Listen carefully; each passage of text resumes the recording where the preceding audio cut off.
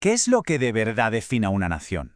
¿Lo que dice que es o lo que demuestran sus resultados? Hoy vamos a meternos de lleno en un análisis que se atreve a mirar justo ahí, más allá de las palabras, para entender los retos de México desde una perspectiva distinta, la de los valores que se ven en la práctica, en el día a día.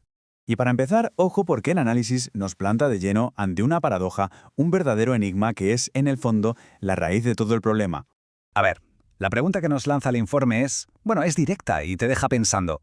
¿Cómo es posible que el país que, según todos los datos, más horas trabaja, tenga una productividad tan baja? Si se echa un esfuerzo tan enorme, ¿dónde se están quedando los resultados? Y es que los datos, no dejan lugar a dudas. México está a la cabeza de la OCDE con más de 2.100 horas trabajadas al año.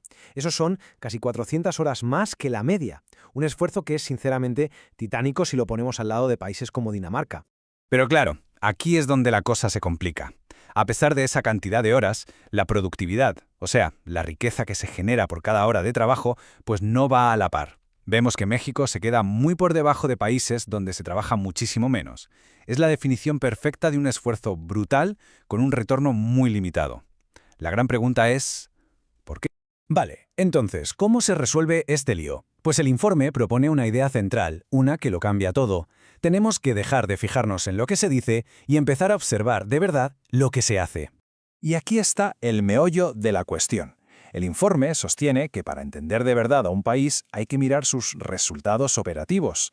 Dicho de otro modo, lo que un país hace en la práctica, no lo que dicen los discursos, es lo que revela sus auténticos valores. Para describir esta fractura, el informe usa un término muy concreto: disonancia cognitiva.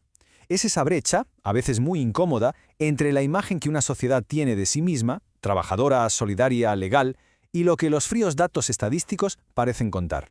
Y aquí el contraste se ve de una forma brutal. Por un lado, los valores que se declaran, el trabajo duro, la legalidad, la meritocracia. Y por otro, los que el informe llama operativos, los que se deducen de los resultados. La simple presencia en el trabajo más que el rendimiento, el pragmatismo para saltarse la ley o la pertenencia a un grupo que vale más que el mérito. El choque es evidente. Vale, todo esto suena muy teórico, pero ¿cómo se aterriza en el día a día? Pues el informe se va a dos pilares clave, la economía y la ley. La idea de fondo es que estos valores operativos no surgen de la nada, Son una respuesta, una estrategia de supervivencia casi, cuando los sistemas oficiales, el Estado, las leyes, pues no están a la altura. Y ojo a este dato porque es demoledor. Más de la mitad de la gente que trabaja lo hace en la informalidad. El análisis no lo ve como un fallo individual, sino como una decisión colectiva y racional. Es que si el sistema formal se percibe como un lío de burocracia y costes que da pocos beneficios, pues la gente lógicamente se monta su propio sistema. Y si nos vamos al tema de la justicia, la desconexión es todavía más bestia. Más del 90% de los delitos ni siquiera llegan a denunciarse. ¿Y por qué? Pues porque hay una sensación general de que simplemente no va a servir para nada. Pero es que para rematar, de los poquísimos delitos que llegan a denunciarse, la impunidad efectiva roza el 99%. O sea, el mensaje que se manda, según el análisis, es cristalino. Infringir la ley es una actividad de riesgo bajísimo y a menudo de recompensa alta.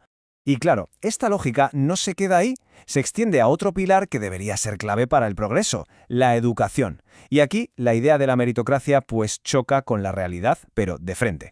El informe lo llama una cultura de simulación pedagógica. ¿Qué quiere decir esto? Pues en el fondo que el sistema parece estar más centrado en conseguir el título, el papelito, que en aprender de verdad. Es lo que se conoce como credencialismo. El certificado acaba importando más que la propia habilidad. Y los datos que lo respaldan son tremendos. Por un lado, los resultados en pruebas como PISA son muy bajos, pero es que la cosa va más allá. El análisis revela que el origen social, el sitio donde se nace e incluso el tono de piel predicen mejor el éxito que el propio talento o el esfuerzo. El compadrazgo, el tener contactos, se convierte en la regla no escrita del juego. Así que si juntamos todas las piezas del puzzle, la economía informal, la impunidad, esta falta de meritocracia, lo que nos pinta el informe es el retrato de una sociedad atrapada en un círculo vicioso. Y para entender qué es lo que mantiene girando esta rueda, el informe recurre a un concepto de la sociología que es clave, el familismo amoral. Esto describe una estructura social donde la confianza y la ayuda se dan solo en el círculo familiar más cercano, y el mundo de fuera se ve como un lugar hostil, un campo de batalla. Y esto lleva a una forma de actuar que se resume en una frase, que es terrible, la verdad. Para mis amigos, justicia y gracia. Para mis enemigos, la ley a secas. La ley ya no es un principio para todos, sino que se convierte en un arma que se usa según convenga, para proteger a los míos y para atacar a los que no lo son. Y así es como funciona este bucle de la desconfianza. Fíjate. Primero, las instituciones fallan. Segundo, la gente, lógicamente, deja de confiar en ellas y en los demás. Tercero, sin confianza la cooperación se va al traste. Y cuarto, sin cooperación las instituciones se debilitan todavía más. Es un pez que se muerde la cola, un ciclo que se retroalimenta y del que es muy, muy difícil salir. Entonces, ¿a dónde nos lleva todo esto? ¿Cuál es la gran conclusión?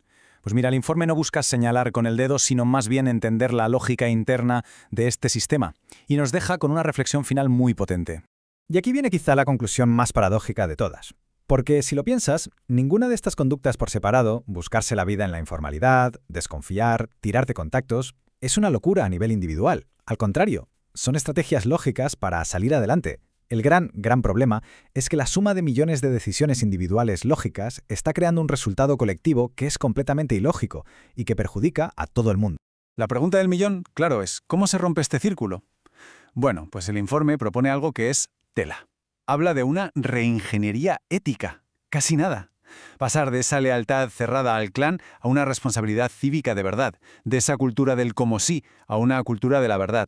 Y, por supuesto, pasar del privilegio y los enchufes a una meritocracia auténtica. Y al final el análisis nos deja con una pregunta flotando en el aire. Una de esas preguntas que se te quedan dentro y que no tiene una respuesta fácil, desde luego.